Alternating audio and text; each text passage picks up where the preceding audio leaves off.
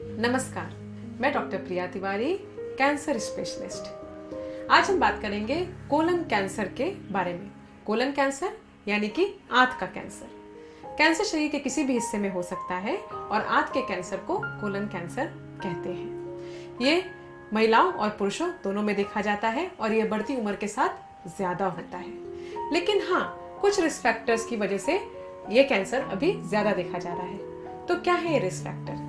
देखिए, colon cancer या आंत का कैंसर है, ये इस बात पे निर्भर करता है कि आप क्या खाते हैं।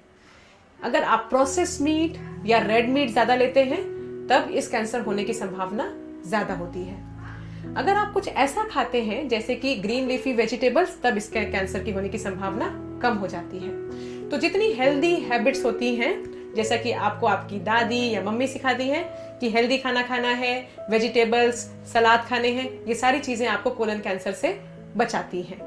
जितने भी आप रिफाइंड शुगर्स या रिफाइंड ग्रेन्स लेते हैं, तब ये जो चीजें होती हैं, ये इनसे कोलन कैंसर का रिस्क बढ़ता है। तो हेल्दी हैबिट्स अपनाइए और कोलन कैंसर के रिस्क जो है उनको कम करिए। इसके अलावा एक दूसरा रिस्क फैक्टर्स है मोटापा या चर्बी। अब ये सुन के आश्चर्य वाली बात लगती है कि क्या मोटापे से भी कैंसर हो सकता है? बट जी हाँ, मोटापे से भी कैंसर होता है, क्योंकि मोटापा एक तरह का स्ट्रेस है बॉडी के ऊपर। ये शरीर के अंदर इस प्रकार के चेंजेस करता है कि जिनसे कैंसर होने की संभावना बढ़ जाती है। बहुत सारे कैंसर अब मोटे लोगों में ज्यादा देखे जा रहे हैं और भारत में तो अब मोटापे की जो फ्रीक्वेंसी है वो भी बढ़ रही है। तो मोटापे से होने वाला एक कैंसर आंत का कैंसर या कोलन कैंसर भी है। तो अगर आप मोटापा कम करते हैं, मोटापे से बचते हैं, तो ऑटोमेटिकली इस कैंसर के होने की संभावना भी कम हो जाती है। जो एक तीसरा रिस्क फैक्टर है वो है शराब का सेवन। शराब तो अब हर पार्टी में दिया जा रहा है, हर जगह अब तो स्टेटस सिंबल बन गया है। शराब के सेवन से कुछ कैंसर होने का रिस्क ज्यादा होता है और उसमें एक कोलन कैंसर भी है।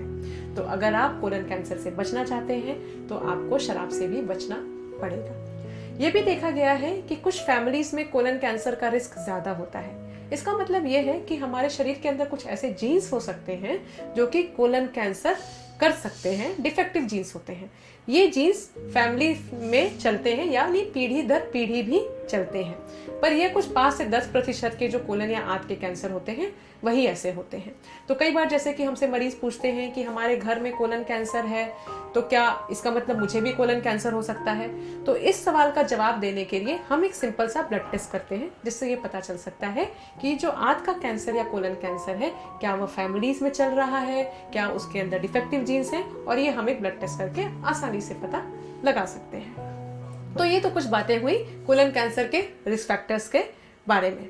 अब बात करते हैं कि कोलन कैंसर के सिम्टम्स क्या होते हैं, क्योंकि अगर आपको सिम्टम्स पता होंगे तभी तो आप डॉक्टर के पास जाएंगे और तभी आपका समय रहते कैंसर का इलाज हो जाएगा, जब वो बिल्कुल पूरी तरह ठीक हो सकता है। कोलन कैंसर जब शुरू होता है तब यह आंत में गांठें बनाता है, तो गांठों की वजह से आंत ब्लॉक हो सकती है। तो अगर किसी को कॉन्स्टिपेशन शुरू हो जाए, कब्ज की दिक्कत होने लगे या फिर लैट्रिन में बार बार खून आने लगे, तो इसका मतलब उसमें कोलन कैंसर या आंत का कैंसर हो सकता है। कई बार खून पता नहीं चलता, लेकिन खून जाने की वजह से अनीमिया हो जाता है, शरीर में कमजोरी हो जाती है और वजन में कमी आने लगती है। तो अगर ऐसे भी कोई चिन्ह आ रहे हो तो आपको डॉक्टर के पास जाके जरूर इसकी जांचें करवानी चाहिए। अगर इसकी जानकारी नहीं होती है तो बीमारी पता नहीं चलती है और ये शरीर में फैल सकती है। शरीर में फैलना जब अगर कैंसर शुरू हो जाता है तब इसको बिल्कुल ठीक होने की जो संभावना है वो कम हो जाती है। एक और नई चीज आई है, कोलन कैंसर स्क्रीनिंग।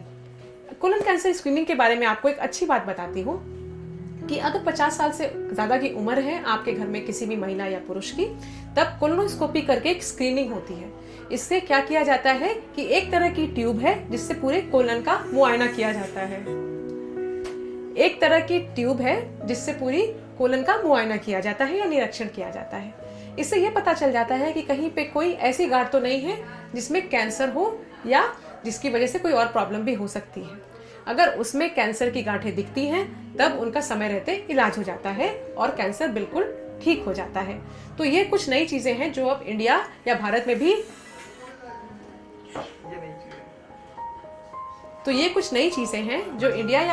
अब आ गई हैं। तो कोलोनोस्कोपी की वजह से कोलन कैंसर समय रहते पकड़ा जाता है।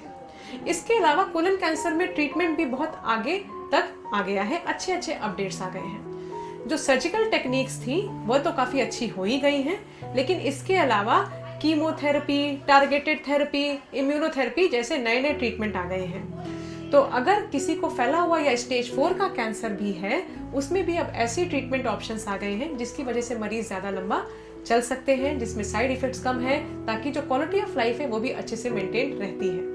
तो हाँ, कोलन कैंसर का नाम सुन के डरने की ज़रूरत नहीं है, क्योंकि हाँ, इसके जो ट्रीटमेंट ऑप्शंस हैं वो हर अच्छी सिटी में अब उपलब्ध हैं। तो सर्जरी से लेके, कीमोथेरेपी से लेके नए ट्रीटमेंट ऑप्शंस तक अब सारी सुविधाएं बड़े छोटे शहरों में उपलब्ध हैं। तो जानकारी रखिए, जागरूक बनिए, जैसे कि आपको लाइफ स्टाइल मॉडिफिकेशंस बताए हैं वो फॉलो करिए, एक्सरसाइज करिए, मोटापे और शराब से बचिए, स्वस्थ रहिए और कोलन कैंसर से दूर रहिए। धन्यवाद।